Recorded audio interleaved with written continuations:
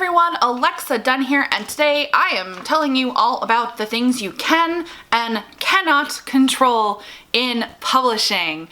I'm just going to rattle through this list and ruin all of your hopes and dreams. But seriously, a lot of things are out of your control in terms of writing and publishing books, and as always, I am specifically talking about traditional publishing, where the caveat of traditional publishing is you have to relinquish control of many things. So I'm going to go through all of the things that you do not have control over when it comes to traditional publishing, but then I'm going to talk about a few things you can control. So my fellow perfectionist control freak brothers and sisters, you'll have the peace of mind of the things that you can actually keep a hold of in your hands, except when you can't, because there's exceptions and caveats to everything. So without further ado, here is just some of the things that you cannot control in publishing, out of your control.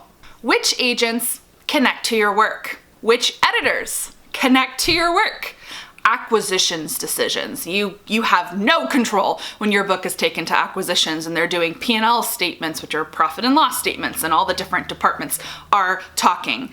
You have no control when it comes to timing. This means how long it takes you to get published. You can have all of the best intentions in the world, okay, I'm gonna finish this in 6 months and I'll have an agent 3 months later and I will go on submission in the fall and then I will have a book deal by December. Like everything, it's all out of your control. Timing is out of your control.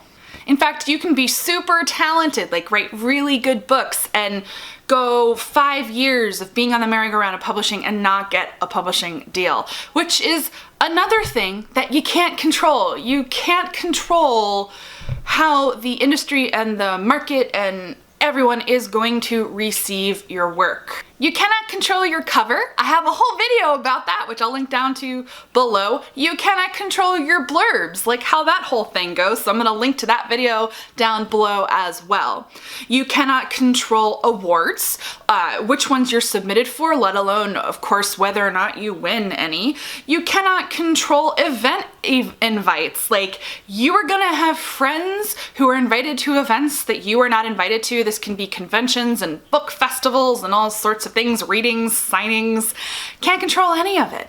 You cannot control, similarly, book tours, whether or not your publisher sends you on one, whether or not authors who are putting their own book tour together invite you. It's all out of your control. You cannot control the way that readers respond to your work, and related to that, you definitely cannot control reviews, neither the trade reviews, so how kind of the trades receive your work, or reviews from readers. You cannot control book buzz. You cannot control professional jealousy. You're definitely gonna experience some, and you know what? Other people are gonna be jealous of you. You can't control any of it. Related, you can't control marketing and publicity. You have zero control over how much or how little or what kind of marketing and publicity support you get from your publisher. So related to that, you cannot control the things that your publisher, the marketing and publicity department, are going to ask you to do. This could be any number of things. They could ask you to record a video of yourself talking about your books, and while of course you can say no, my recommendation is to say yes 99% of the time. So the 1% of the time you have to say no to something to your publisher, it's easy and they still like working with you. It could be being asked to do a blog tour or to up your Instagram presence. You can't control any of those requests. You cannot control your book sales whatsoever. You can't control the distribution, whether or not you're going to get into Barnes & Noble. You can't control whether or not you're one of the illustrious Target picks. You can't control, really just people buying your book, and related, you definitely cannot control the list, the New York Times list becoming a bestseller. All completely out of your control. You can't control whether you earn out. So you have zero control over whether or not you're going to sell enough books to earn out your advance and therefore start earning royalties, and related to this, you therefore cannot control how happy or unhappy your publisher is with your sales relative to your advance. I'm not done.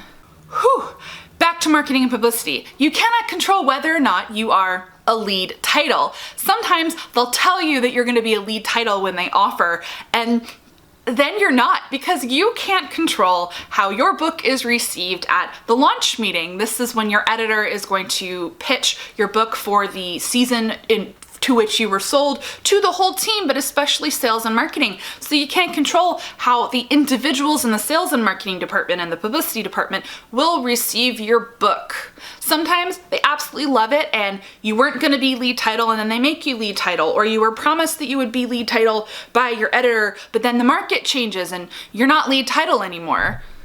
I think that the subtitle on this channel should be Alexa Donne, Dream Crusher, right? But the way I say it, the more you know what you can't control, the more peace of mind you'll have when it's completely out of control. So speaking of, another thing that you cannot control is the flow of information as it comes to you, because you were letting someone else publish your book. There's just gonna be all sorts of stuff floating out in the universe and you're not gonna know about it until you know about it. So you don't know often whether your publisher is gonna make swag for you. Are they working on something? Another thing you can't control. You can't control what events you're being pitched to or being sent to. You'll find out when you find out. What I've discovered being traditionally published is it's like there's like a foggy pane of glass between like me and my publisher. They're as transparent as they can possibly be, but there's just no humanly way for them to keep me in like a constant loop about every single thing that is happening as it is happening and developing, because I don't work there. I'm not in their meetings. So you're always gonna feel one step removed from the whole publishing process. And I know what you're thinking, why do you subject yourself to this torture? There are serious pros to being traditionally published, but control is definitely not one of them. I am not done, and I'm also doing these completely out of order. I'm kind of throwing them out at you as they pop into my brain. So you can't control deadlines. So these are the deadlines that your publishers set for you for your drafts, for your revisions, for past pages. You can't control any of that. So whether you like it or not, they're gonna give you a date. Like, let's say, they're like, you have 6 months to write your sequel, and you have 6 months to write your sequel. In fairness, I had 9 months. I really shouldn't complain. And kind of related to that, you can't control whether your editor/publisher accepts your subsequent pitches. This could be your pitch for book 2 in your 2-book contract, whether it's how you're going to approach the sequel or the completely unrelated book that was sold, or it's your option. Most book contracts come with an option, which means that your publisher has the option, the first right of refusal, to look at your next book idea, and you have no control over whether or not they're going to accept it. If they do, whether they're going to offer favorable terms. You can really want to work with your publisher, but they might not want to work with you. And last but certainly not least, and I'm probably forgetting things that you can't control, and I think I've already told you about 15 to 20 of them, you cannot control the nebulous market, the magical weird market. The market is this odd concept of what's gonna work when and why and what people are buying and what your publisher's pushing and promoting. You can't control the market, and so sometimes the market is going to work in your favor, whether it has to do with getting an agent or getting a book deal, the amount of money that you get for your book deal, the marketing push that you get from your publisher, or not. The market can impact you negatively. You cannot control a single piece of it. Now, what can you control? Well, you can always control the writing. You are the author. Publishing can literally not publish the book without you. I mean, you have that power once you get a book deal. Before you get a book deal, they could buy anyone's book, but once they buy yours and there is a contract, you have a little bit of power because there's no book without you. So you can control the words that you put on the page. You can control your own writing process to a certain point. If you get a crazy deadline, you might have to change your writing process because you have a deadline. Related to that, you always control your own ideas, your own thoughts and your unique spin on things and your voice. They might not always like your ideas, but your ideas are yours. It's all about your creativity and kind of what you bring to the page.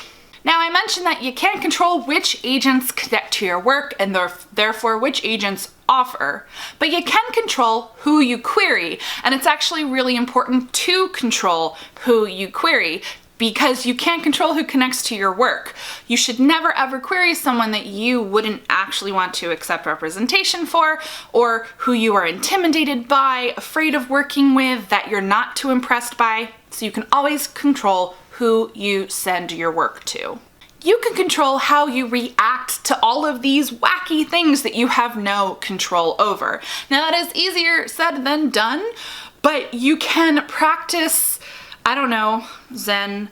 There are coping mechanisms and skills and things that you can put into action when you receive something unexpected or, critical feedback or what have you. It could be taking a deep breath, taking 5 minutes, thinking something through and not responding right away.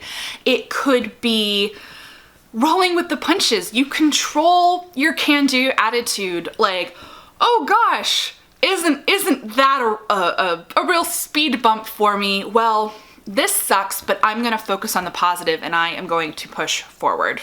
You can control how you treat people.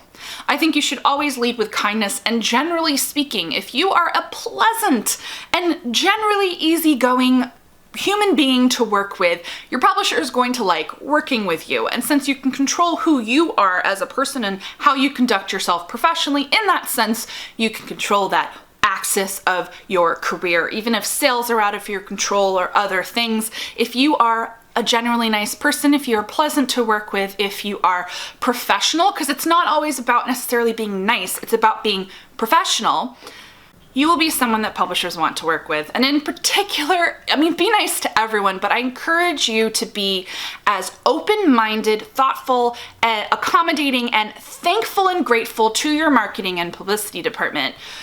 Sales too. You should really be friendly to everyone, but marketing and publicity in particular, they get a lot of shit dumped on them, and they have a lot of people who are demanding, who complain. If you are the bright spot in their day, if you're the author that they love working with, that can only work in your favor. Now, I mentioned that you control the writing, and I also mentioned how you don't control deadlines, the things that your publisher wants and when they want them. But because you control the writing, you actually can, in some ways, exercise a bit of control over some of those deadlines that feel out of your control. Like I said, you should say yes 99% of the time when it comes to your publisher. Maybe 98% of the time. You want to be accommodating and professional and easy to work with, so that when the 1 to 2% of the time that you have to say no, or no but, it's not a problem. And an example of this is if you are sent your past pages and given 48 hours to do them, and that is simply not realistic for you for whatever reason, you can control that to the extent that you can say, I can't do this in 48 hours, but I can get it back to you on X date. You have the smallest measure of control over things like that. Or you have control over, if you hit all of your deadlines, the one that you're struggling with, you have that leeway to say, I need a few more days for this. So you always have at least that smallest measure of control, and that's also why you have an agent there to back you up. Your agent helps you have leverage and a little extra nudge of control over all of the things that you have no control over.